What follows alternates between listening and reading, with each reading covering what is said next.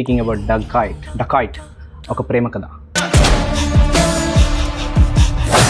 అడవిశేష్ అనేది I've been his fan from anti fan. Punjab movie చూసినప్పుడు ఆయన యాంటీ ఫ్యాన్ అయిపోయినా. అరే ఇంత సైకో నాకు కొడుకుంటాడా భయ్య అనిపించింది పంజాబ్ మూవీ చూసినప్పుడు. బికాస్ అంతకుముందు ఒక మూవీ చూసిన ఆయనది, దట్స్ గూఢచారి. మ్యాన్ అప్పుడే అనుకున్నాను నేను, అరే తెలుగు సినిమాలు వేరే స్టేజ్కి వెళ్ళిపోయినాయి, ఈ తెలుగు సినిమాలు కాదురా బాబు, డిఫరెంట్ తెస్తున్నాడు అంటే. అప్పుడే మనం ఒక హ్యాంగ్ ఓవర్లో ఉన్నాయి, డీ సినిమా తర్వాత అన్నీ అలాంటి సినిమాలే వచ్చినాయి కదా, ఆ హ్యాంగ్ ఓవర్లో ఉన్నారు కదా జనాలు. దాని తర్వాత ఈ సినిమా వచ్చిన తర్వాత సూపర్ మస్తు నచ్చింది నాకు. From that they have return here, from the mind that brought you, Major, Goodachari, ఎవరు, క్షణం. క్రౌన్ జెవెల్స్ అవన్నీ, క్రౌన్ జెవెల్స్ లెక్క రాసుకున్నారు అవన్నీ.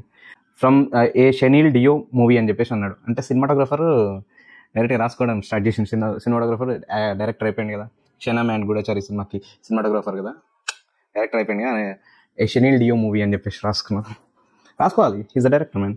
అండ్ అడవిశేష్ కొత్తగా ట్రై చేస్తున్నట్టు అనిపిస్తున్నది. మృణాలి ఠాకూర్ దగ్గర రన్ ఠాకూర్ అని పెట్టిండ్రు. So her character might be like that. Okay.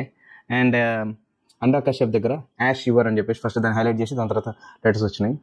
So he might be villain, he might be killing someone with fire, making them into ash, or some other thing related with ash, something బూడిదతో related ఏదో ఒకటి ఉండొచ్చు. అది అనురాగ్ కశ్యప్ది. And our very own Adivi Sesh die అని వచ్చింది. He might die or he might kill so many people. ఆయననే చనిపోతే లేకపోతే చాలా మంది నేను చంపేస్తాడు, అట్లా ఉండొచ్చు.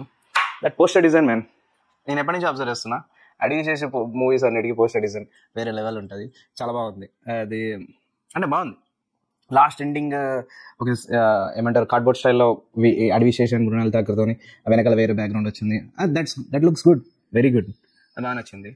And cinematographer Shaneil Deo who has become director now. Kshanam movie బాగా నచ్చింది నాకు, అట్లనే గూఢచారి కూడా చాలా బాగా నచ్చింది అప్పటి మూవీస్ అవి. Okay, I'm waiting for it. Dacoit ఒక ప్రేమ కథ.